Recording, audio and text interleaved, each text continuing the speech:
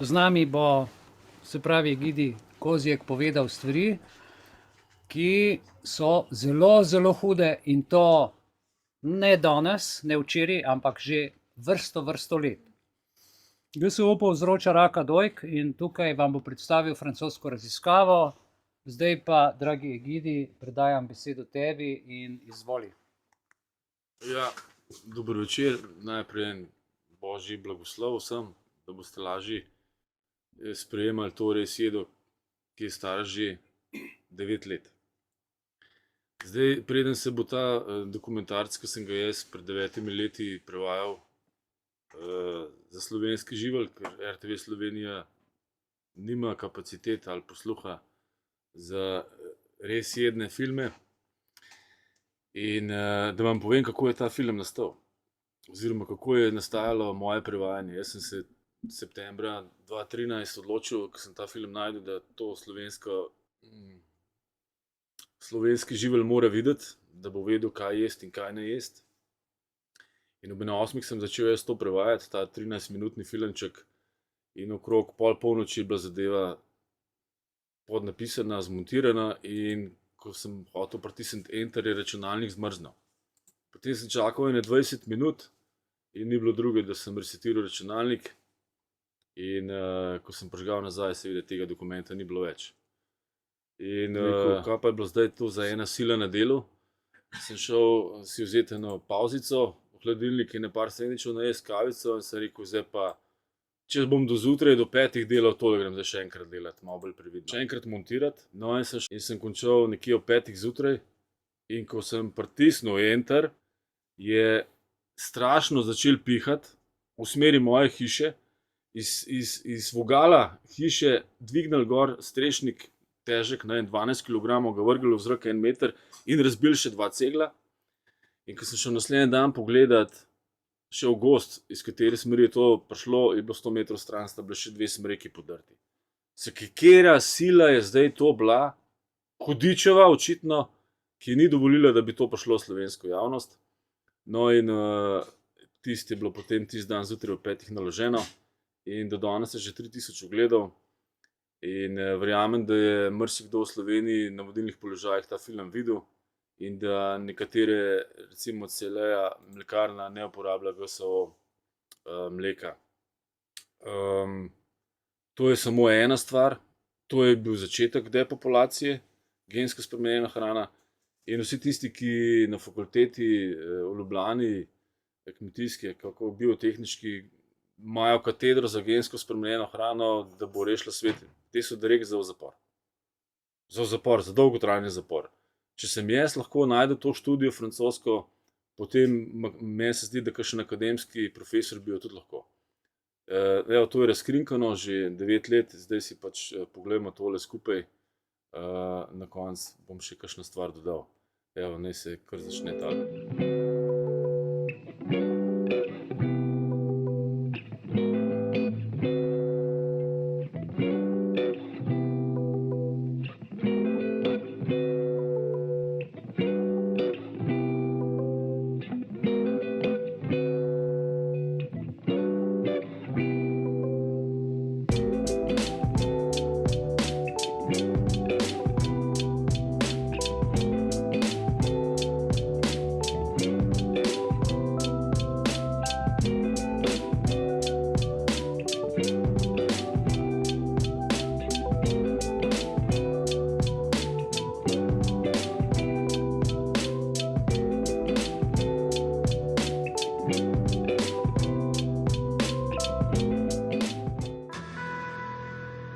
Pay close attention to what you're about to see.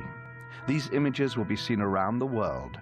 These rats have been fed with transgenic corn during their entire life cycle. The tumors they suffer from are enormous. The study that revealed the effect of the GMOs on the health of these rats has just been completed. It benefited from exceptional financial and technical means.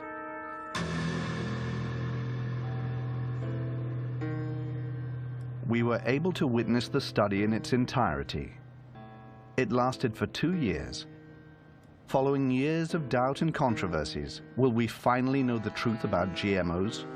would we then be faced with a health crisis of global proportions?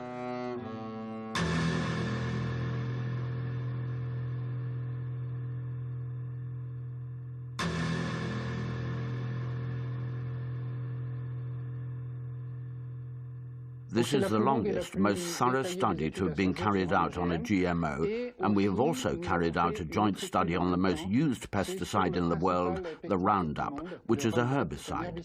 It belongs to the main pesticide category. We spent over a year trying to obtain transgenic corn because no GMO manufacturers were willing to provide them. This is because Monsanto requires contracts to be signed stipulating that the seeds must not be used for testing and an arrangement must be made prior to the testing. We wanted our study to be independent. This is the first time that a 2-year study has been conducted on GMOs. And there lies the big difference. Furthermore, we tried to evaluate a maximum of biochemical and biological parameters with repeated blood tests, weighing of the specimens, and urine tests. We studied the hepatic and urinary parameters, as well as the blood parameters, all the parameters that can be studied. We also studied the hormonal parameters, which has never been done in previous studies. This experiment is a world premiere.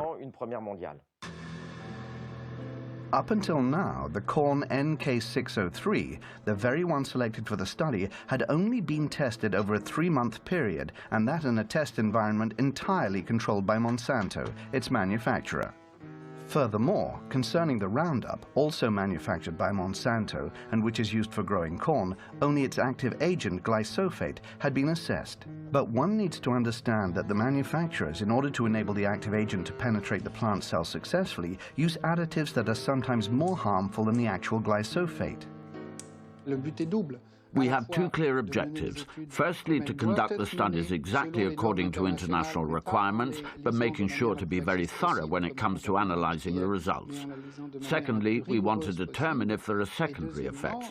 The only way to do this is to carry out tests on animals and then to examine all the blood parameters whilst paying close attention to their organs.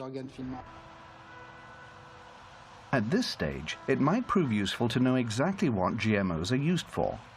It is a plant that has been developed either to produce its own insecticide or to be tolerant to a herbicide, thus enabling it to be exposed to massive doses of it without dying. One can understand how GMOs could be useful to farmers. For example, they would be able to spray their entire field with Roundup, killing all the weeds in the process and never harming the genetically modified plant. On the other hand, it is hard to see the benefits for the consumer, who will effectively be ingesting substances coming from a plant that has absorbed pesticides. That is why it is crucial to test not only the GMO, but also the GMO with its residue and the pesticide on its own. This type of testing had never been done before because the corporations doing the tests would do them on GMOs with the Roundup, which meant that we had no idea what between the GMO and the Roundup caused the pathologies, or they did them on GMOs without specifying that this was the case. So what we decided to do was to address the question, are we dealing with the effects of the GMO or the pesticide? During the last 10 years of testing, the National Commission did not envisage a pesticide effect. Therefore, Europe does not even demand that chronicle toxicity tests be systematically carried out on animals, and when they are required, it is the manufacturers who decide the protocol to be used. For example, the Amflora potato was only tested on a group of 30 rats, 10 of which were being fed the GMO. The Monsanto corn was tested on 400 rats. 80 of them were fed the transgenic plant, but only 40 of them were then subjected to blood tests. Either way, none of these studies lasted longer than 90 days. What is represented by this figure is that certain groups of rats, male and female, have ingested GMO corn. GMO corn with Roundup residue and Roundup on its own. Every time we go up a level, a rat dies. The limit is 10 due to the number of rats that constitute a group. The dotted line represents the females of the group who die but have a completely normal diet. Only 2 animals die spontaneously after 550 days. On the other hand, every female that has been fed on the GMO with Roundup or Roundup diet has died more frequently than the other rats. Some will challenge the relevance of such results, but what is undeniable is that in the group that has been exposed to the GMOs, there is a 600% increase or 6 times more deaths compared to the control group. As far as medicine or biology is concerned, there is no need for further testing. An important fact is that all the studies carried out on the rats are done over a 3-month period. It so happens that none of the effects are visible until the 4th month. This is fundamental in understanding that studies conducted over a 3-month period are useless. This conclusion is easily understandable. It could be said that their only use is to soothe the consciences.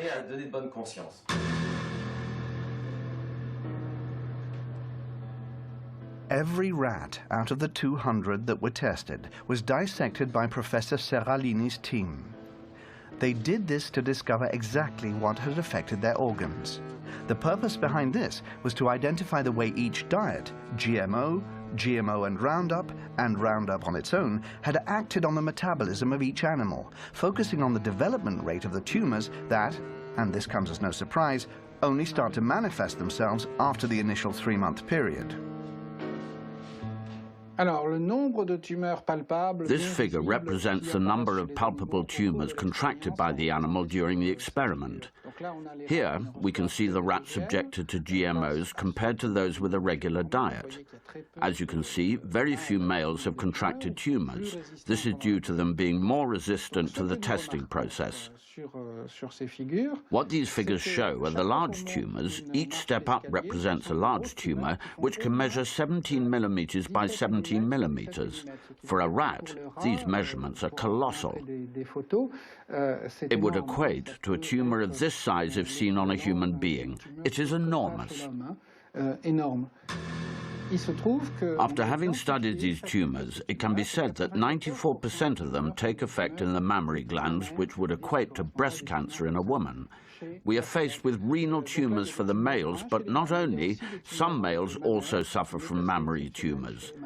This points towards a hormonal effect that isn't affected by the dosage. 60% of breast cancer cases are caused by hormonal deficiencies. Professor Seralini's study holds one last surprise for us, and this is a major one. Up until now, one could have thought that the main cause of death for the tested rats was coming from the pesticide added to the corn. But what the study highlighted, and this for the first time ever, is the fact that the transgenesis itself could have killed the rats. What this means is that just by interfering with the genome of the plant in order to modify it, we are faced with repercussions that no one could have anticipated. This is enough to make us reconsider all the scientific precepts that led to the creation of GMOs. Roundup had never been tested separately. Whilst conducting cellular studies, we saw that the cells of the liver, embryos, kidneys, placenta, and the umbilical cord died much faster, and so we could deduce that there was a toxic effect on the organism. What can be said is that there is an increase in deaths due to GMOs and Roundups. The biggest surprise came when we realized that GMOs without any Roundup residue were responsible for an increase in the death rate of females and of some males. This could be the result of the GMO gene that has been badly assimilated by the plant and that has therefore resulted in a negative effect or due to a secondary metabolical effect. What that means is that we are dealing with a GMO in particular, a modification of a cereal or a GMO corn. With regard to the genes inserted in the corn to make it a GMO corn can result in different effects. It is not because a certain GMO has a particular effect that other GMOs will have an effect, but some may even have more of an impact. What is alarming, this is the GMO that is being eaten by the Americans, but also the GMO that has been approved for importation by European agencies, including the French ones, and that obviously contaminates our food. Nowadays, only 2 types of GMOs are being produced in a few European countries. One is corn and the other potato. But what about the 27 million tons of transgenic soya that are unloaded each year in European ports? This soya is used to feed our cattle, but it also makes its way into a number of foodstuffs. What we want to achieve with this study is a moratorium. The situation is serious enough and we're not going to eat everything and anything. We imported without knowing what was being imported, and the United States have produced crops without knowing what they were producing. There needs to be more studies of this kind, and GMO manufacturers need to conduct them before commercializing their products. A moratorium on growing GMOs has been approved by most European countries. Now that we know the results of the study conducted by Professor Seralini, could it be time to extend this moratorium to all the GMO used in many of our foods? To establish an undeniable scientific truth, one needs teams, time, and means. Some will say that it takes too much time and that it is too expensive. But had we taken this precaution, could we not have avoided recent sanitary scandals? Will GMOs be responsible yet again for a calamitous scenario? And while we are waiting for scientific certainties, evidently, this is a risk we cannot afford to take.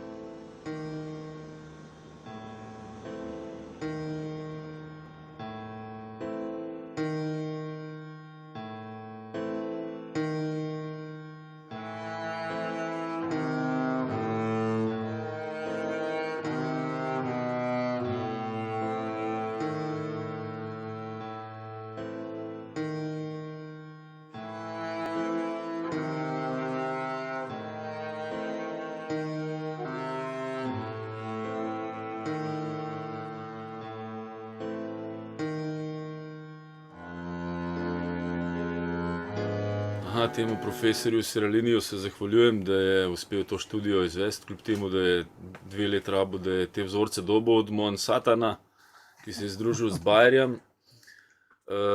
Zdaj pa jaz bi pozval ljudi, da pogledate po Sloveniji, kje se te gensko spremenjene plantaže izvajajo, pa javite na Bellis, da organiziramo,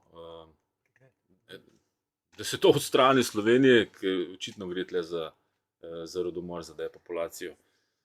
To bi bilo vse za danes. Imejte svoja semena, sadite svojo hrano, pa se bomo izognili tem depopulacijskim načrtom. Evo.